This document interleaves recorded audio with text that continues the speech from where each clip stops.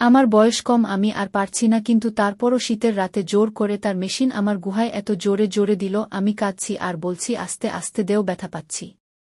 Hello বন্ধুরা, আমি তোমাদের নূপুর আপু। আজকের গল্পটি সম্পূর্ণ শুনলে আপনাদের মেশিন দিয়ে টপটপ করে পানি চলে আসবে। তাই হাতের কাজ করার আগে হাতের কাছে টিস্যু রাখুন। 2 বছর পর বাবার বাড়িতে ফিরে এসে আমি একদম কল্পনাও করতে পারিনি যে এমন কিছু ঘটবে। মায়ের অনুপস্থিতিতে আমরা 2 বোনই ছিলাম বাড়িতে। বাবা প্রতিদিন রাতে মদ্যপ অবস্থায় ফিরে আসতেন এবং ছোট বোনকে তার ঘরে নিয়ে যেতেন। এতদিন পর যখন আমি বাড়ি এলাম, তখন বাবার আচরণে কিছুটা পরিবর্তন দেখলাম। তিনি মদ খেয়ে আমাকে তার ঘরে নিয়ে যাওয়ার চেষ্টা করছিলেন, আর আমি কিছুই বুঝতে পারছিলাম না আসলে কি হচ্ছে।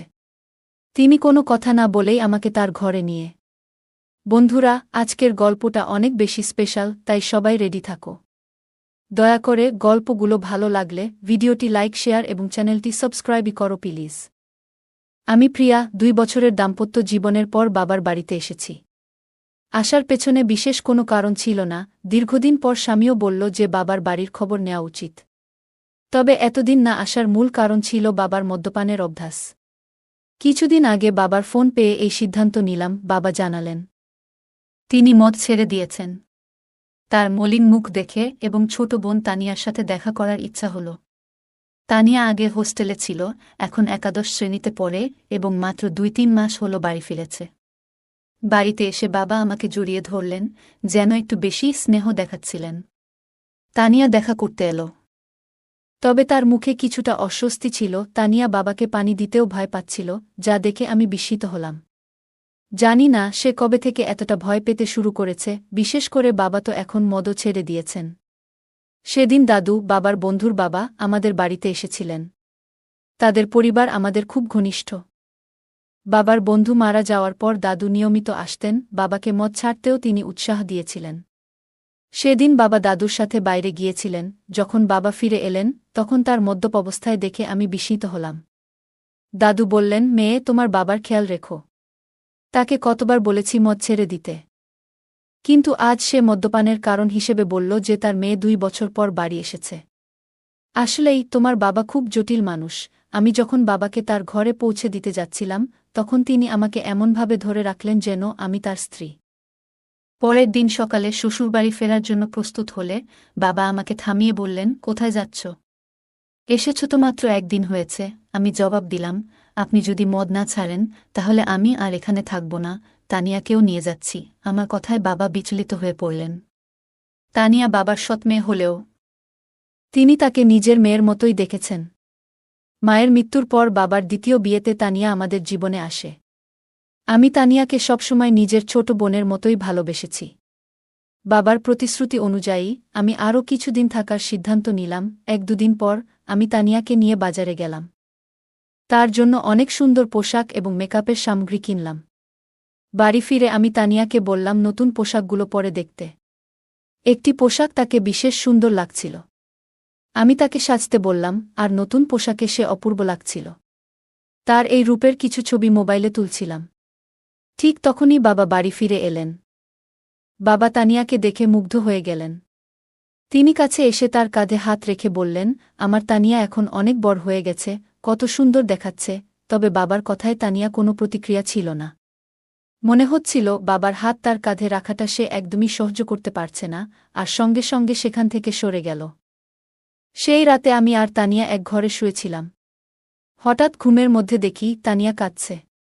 প্রথমে ভাবলাম হয়তো কোনো দুঃস্বপ্ন দেখেছে, তাই ঘটনাটা এড়িয়ে গেলাম। কিন্তু কিছুদিন পর আবার দেখলাম একই ঘটনা। তানিয়া রাতে কাঁদছে। প্রতিদিন কি আর কেউ এত দুঃস্বপ্ন দেখে? তখন থেকেই আমার মনে সন্দেহ জাগতে লাগল। সেই রাতেই তাকে জাগিয়ে জিজ্ঞেস করলাম, তানিয়া, কি হয়েছে? তুমি কেন কাঁদছ? সে বলল, কিছু না, হয়তো কোনো খারাপ স্বপ্ন দেখেছি। তার কথা শুনে আমারও ঘুম চলে গেল। কিছুক্ষণ আমি নৈশ বাতির আলো বসেছিলাম।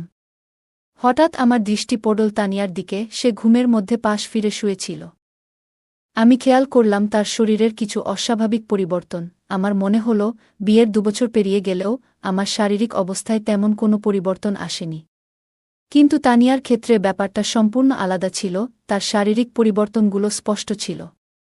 বাড়িতে ফিরে আমি লক্ষ্য করলাম তানিয়া সবসময় ঢিলেঢালা পোশাক পরছে এবং নিজেকে আড়াল করে চলেছে। তখন বুঝতে পারলাম এর পেছনে নিশ্চয়ই কোনো কারণ আছে।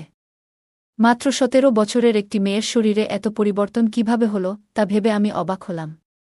কৌতূহলী হয়ে আমি তার কলেজের কয়েকজন বন্ধুর সাথে কথা বলি এবং জানতে চেষ্টা করলাম তানিয়ার কি কোনো বিশেষ বন্ধু আছে। সবাই এক কথায় জানালো যে তানিয়া মোটেও সে ধরনের মেয়ে নয়।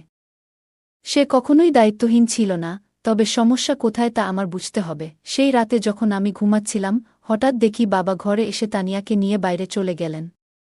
আমি সবকিছু চোখের আড়াল থেকে দেখছিলাম, কিন্তু কিছু বলতে পারলাম না। অনেকটা সময় পার হয়ে গেল, তানিয়া তখনও ঘরে ফিরছিল না। অবশেষে যখন সে ফিরে এলো, আমি খেয়াল করলাম তার হাঁটা স্বাভাবিক নয়, সে বেশ অস্বস্তি নিয়ে চলাফেরা করছে। পরের দিন দুপুরে যখন তানিয়ার কলেজ থেকে বাড়ি ফিরল, তখন আমি সরাসরি তাকে জিজ্ঞাসা করলাম, রাতে তুমি বাবার সাথে কোথায় গিয়েছিলে? সে বলল, বাবা ক্ষুধার্ত ছিলেন তাই তাকে খাওয়াতে গিয়েছিলাম। তানিয়ার এই ব্যাখ্যা আমার ঠিক মনে হল না। তখন আমি সরাসরি তানিয়াকে জিজ্ঞেস করলাম, তানিয়া, তুমি বাবাকে কেমন মনে করো? তিনি কি তোমাকে কোনোভাবে বিরক্ত করেন বা তোমার বয়সের তুলনায় বাসার ভারী কোনো কাজ করতে বলেন? তানিয়া দ্রুত বলল, না না, বাবা তো আমার খুব যত্ন নেন। তারপর সে নিজের ঘরে চলে গেল। আমার বাবা এখনও বেশ তরুণ দেখতে ছিলেন।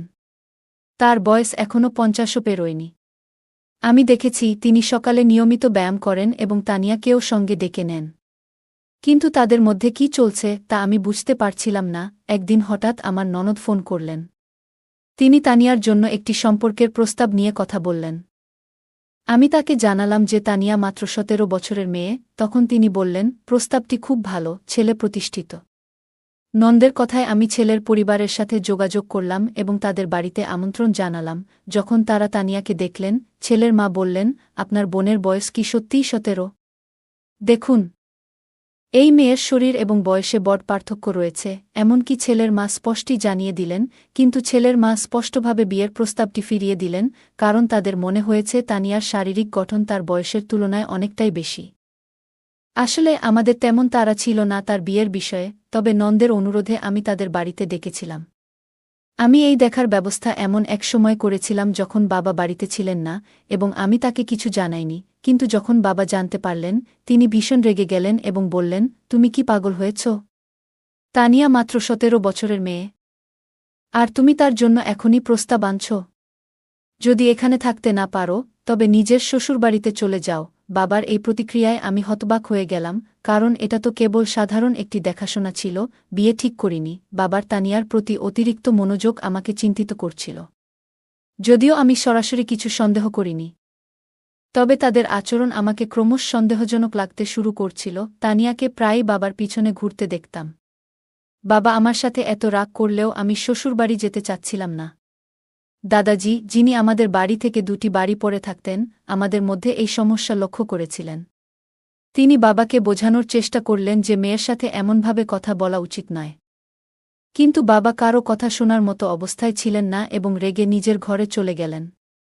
তার পেছনেই তানিয়া এক গ্লাস পানি নিয়ে ঘরে ঢুকে গেল, যেন বাবার প্রতি তার অতিরিক্ত খেয়াল ছিল। দাদাজি আমাকে বললেন, প্রিয়া, যদি তোর বাবার এই আচরণ পছন্দ না হয়, তুই নিশ্চিন্তে শ্বশুরবাড়ি চলে যা। আমি এখানে দুজনেরই খেয়াল রাখব। কোনো চিন্তা করিস না। দাদাজি খুব দায়িত্বশীল মানুষ ছিলেন এবং সবসময় আমাদের বাড়ির খেয়াল রাখতেন। ২ দিন পর আমি শ্বশুরবাড়ি চলে গেলাম। সেখানে পৌঁছে দেখি আমার ননদ আগে থেকেই এসেছে। সে বলল, প্রিয়া, আমি তোকে শুধু একটা পরামর্শই দিয়েছিলাম। ওই পরিবার থেকে আমার কাছে ফোন এসেছিল। তিনি বললেন, তোমার বোন সম্পর্কে আমাকে কিছু ভিন্ন কথা বলা হয়েছে। তারা বলেছে মেয়েটি বিয়ের আগেই শরীরের অদ্ভুত পরিবর্তন করেছে। আমার শ্বশুরবাড়িতেও তানিয়ার শারীরিক পরিবর্তন নিয়ে কথা হচ্ছিল। এরপর ননদ আমাকে বললেন, প্রিয়া, রাগ করো না। তবে এখনও তোমার হাতে সময় আছে। তুমি এখনই ভালো কোনো পরিবারের সাথে তানিয়ার বিয়ের ব্যবস্থা করো। কারণ তার বয়স বাড়লে শরীরের পরিবর্তন আরও বেশি হবে, তখন তার জন্য উপযুক্ত পাত্র খুঁজে পাওয়া কঠিন হয়ে যাবে। নন্দের কথা সত্যিই ছিল। আমি তার কাছ থেকে আরও ৪-৫টি প্রস্তাবের যোগাযোগ নম্বর নিলাম এবং সরাসরি আমার বাবার বাড়িতে চলে গেলাম। সেখানে গিয়ে বাবাকে স্পষ্ট বললাম, আমি তানিয়ার জন্য সম্পর্ক দেখতে শুরু করেছি। বাবা এতে রেগে গেলেন, কিন্তু আমি তার রাগের পরোয়া করলাম না, কারণ আমি আমার বোনের ভবিষ্যৎ নিয়ে চিন্তিত ছিলাম। বাবা তর্ক করে বললেন, তানিয়ার বিয়ে হয়ে গেলেও আমি কিভাবে এই বাড়িতে একা থাকব? তোমার মা চলে যাওয়ার পর তানিয়া আমার জন্য মায়ের মতো হয়ে উঠেছে। বাবার কথা শুনে আমি কিছুটা বিরক্ত হয়ে বললাম, আপনার স্ত্রীর মতো বলতে চান? মানে সে খুব যত্নশীল, তিনি সঙ্গে সঙ্গে কথা ঠিক করে বললেন। মানে সে আমার খুব খেয়াল রাখে। তার বিয়ের পর আমার দেখাশোনা কে করবে? আমি বাবাকে বললাম, আপনার পেনশন তো আসে। আপনি একজন সেবিকা রাখতে পারেন, যিনি ২৪ ঘণ্টা আপনার যত্ন নেবেন। আসলে বাবাকে বোঝানোর প্রয়োজন ছিল না, কারণ তানিয়া সবসময় আমার কথা শুনত। আমার দেখা ৪-৫টি সম্পর্কের মধ্যে একটি পরিবার তানিয়াকে পছন্দ করেছিল। সেই পরিবার আমাদের শহরেই ছিল এবং ছেলেটি একটি বড় কোম্পানিতে চাকরি করত। তানিয়ার ১৮ বছর হতে এখনও ৮ মাস বাকি ছিল, তবে আমি কাউকে কিছু না জানিয়ে সেই সম্পর্কটি ঠিক করে দিলাম এবং দ্রুত তার বিয়ে দিয়ে দিলাম। তানিয়ার বিয়ে হয়ে যাওয়ায় আমি আবার নিজের মনে শান্তি পেলাম। হ্যাঁ, কিন্তু আমি যেমনটা ভেবেছিলাম তেমন কিছুই হয়নি। বিয়ের প্রথম রাতের পরেই দ্বিতীয় দিনেই তানিয়া বাড়ি ফিরে এসেছিল। তার স্বামী রাগ করে তাকে বাড়িতে রেখে চলে গিয়েছিল, আর তানিয়াও কাঁদছিল। আমি তাকে জিজ্ঞাসা করলাম, তানিয়া, মাত্র একদিনেই এমন কি ঘটল শ্বশুরবাড়িতে যে তোমার স্বামী এত রেগে গিয়ে তোমাকে এখানে রেখে দিল? তখন সে বলল, আমি ওর সাথে থাকতে পারব না। তানিয়া সঠিকভাবে কিছু বলতে চাইছিল না, তাই আমি তার স্বামী ফোন করলাম এবং জিজ্ঞেস করলাম কেন সে তানিয়াকে তার বাপের বাড়িতে রেখে দিল। তখন তার স্বামী বলল, তোমার তানিয়া প্রথম রাতেই কিছু অশোভন কথা বলেছে। যখন আমি তার কাছে গিয়েছিলাম সে বলল, আমি তোমার সাথে মানিয়ে নিতে পারব না। আমি শুধুমাত্র আমার বাবার সাথে অভ্যস্ত। মাত্র ১৭ বছরের একটি মেয়ে এমন কিছু বলবে, তা শুনে আমার কাছে অদ্ভুত লেগেছে। এছাড়াও আমরা জেনেছি যে তানিয়া গত কয়েক মাস ধরে তার বাবার সাথে একা বাস করছে। কিন্তু ব্যাপারটা এখানেই শেষ নয়, সে তার আসল বাবা নন। তুমি যেটা ভালো মনে করো সেটা করো, কিন্তু আমি তাকে আমার বাড়িতে ফিরিয়ে নিতে পারব না। তানিয়া কেন এমন পাগলামি করল, কিছুই বুঝতে পারছিলাম না। নিজের মেয়েকে বিয়ের দ্বিতীয় দিনেই বাড়িতে ফিরে আসতে দেখে আশ্চর্যজনকভাবে তার বাবা একটুও চিন্তিত ছিল না। বরং তিনি অনেক খুশি ছিলেন। গত কয়েকদিন ধরে তিনি রাতে তানিয়াকে তার ঘরে ডাকতেন এবং বসাতেন। কিছুদিন পর আমার সামনেই তিনি তানিয়ার জন্য কিছু পোশাক কিনেছিলেন, যা তার দেহের মাপে যথেষ্ট ছোট ছিল। তখন তানিয়া সেই পোশাকগুলো পরেনি, কিন্তু রবিবার আমি যখন আমার বান্ধবীর বাড়ি গিয়েছিলাম, সেখান থেকে ফিরে এসে আমি দেখলাম যে তানিয়া সেই ছোট পোশাক পরে বাড়ির মধ্যে ঘুরে বেড়াচ্ছে। আমার চোখ অবাক হয়ে গিয়েছিল, কারণ সে তার বাবার সামনে ছোট পোশাক পরে হাঁটছিল। বাবা যেভাবে তাকে দেখছিলেন সেটা দেখে আমি সাথে সাথেই তানিয়ার হাত ধরে তাকে আমার ঘরে নিয়ে গেলাম এবং বললাম, তানিয়া, এখন তুমি আর ছোট নেই, একবার নিজেকে আয়নায় দেখো। বাবার সামনে এমন ছোট পোশাক পরে ঘুরে বেড়ানো ঠিক নয়। তানিয়া আমার কথাগুলো শান্তভাবে শুনল, কিন্তু কোনো উত্তর দিল না। সেদিন রাতে আমি ঘুমাচ্ছিলাম। তখন হঠাৎ আমার মনে হলো যেন কেউ আমাকে ধাক্কা দিয়েছে। ঘুম ভেঙে দেখি পাশে তানিয়া নেই। আমি তাকিয়ে দেখলাম সে ঘর থেকে বাইরে যাচ্ছিল। আমি তার পেছনে পেছনে গেলাম এবং দেখলাম সে বাবার ঘরের সামনে দাঁড়িয়ে আছে। আমি পেছন থেকে ডাকলাম, তানিয়া, এত রাতে কোথায় যাচ্ছ? কিন্তু সে আমার কথার কোনো উত্তর দিল না। এমনকি আমার দিকে তাকালো না। আমি তার সামনে এসে দাঁড়ালাম এবং তখন বুঝলাম তানিয়া আসলে ঘুমের মধ্যে হাঁটছিল। পরের দিন সকালে আমি তাকে জিজ্ঞেস করলাম, তানিয়া, তোমার কি ঘুমের মধ্যে হাঁটার সমস্যা আছে? সে বলল, আমারও ঠিক জানা নেই, আমি রাতে ঘুমের মধ্যে হাঁটি, কিন্তু কিছুই মনে থাকে না। আমরা যখন কথা বলছিলাম তখন আমার স্বামীর ফোন এলো। তিনি কয়েক দিনের মধ্যে আমাকে নিয়ে যেতে আসবেন বলে জানালেন। তানিয়া এই কথোপকথন শুনে আমাকে যেতে দিতে একদম রাজি ছিল না। ঠিক সেই মুহূর্তে দাদু সেখানে এসে হাজির হলেন। ৭ বছর বয়স হলেও দাদু এখনও বেশ শক্তিশালী ছিলেন। আমাদের কথাবার্তা অনেকেই শুনছিল। দাদু তানিয়াকে বললেন, তুমি শ্বশুরবাড়িতে থাকতে চাও না, কিন্তু তোমার বড় বোন তোমার মতো নয়। তার অনেক দায়িত্ব আছে। বাপের বাড়ি মেয়েদের জন্য অল্প সময়ের জায়গা। তাকে তার দায়িত্ব পালন করতে হবে, তাকে বাধা দিও না। দাদু তানিয়ার কাঁধে হাত রেখে কথা বলছিলেন, কিন্তু হঠাৎ তানিয়া দাদুর হাত ঝেড়ে ফেলল এবং বলল, আমাকে অযথা উপদেশ দেবেন না, সে আমার বোন, তার সাথে কি কথা বলতে হবে সেটা আমি নিজেই দেখে নেব। আপনি নিজের বিষয়টা দেখুন। তানিয়ার এমন অদ্ভুত আচরণ আমারও ভালো লাগেনি।